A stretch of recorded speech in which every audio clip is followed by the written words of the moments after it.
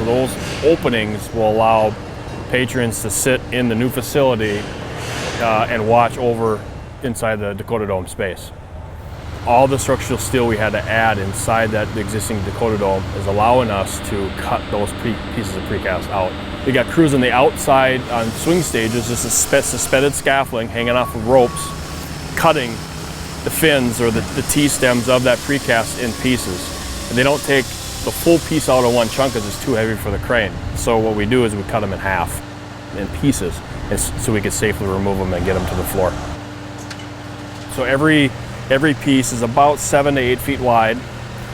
Each opening is about 25 feet wide and about 20 feet tall. So that's an opening is that large. Now that won't be the actual window opening. That's just the size opening we needed to make in order to get the structural steel for the new building to tie into the existing. It's been a huge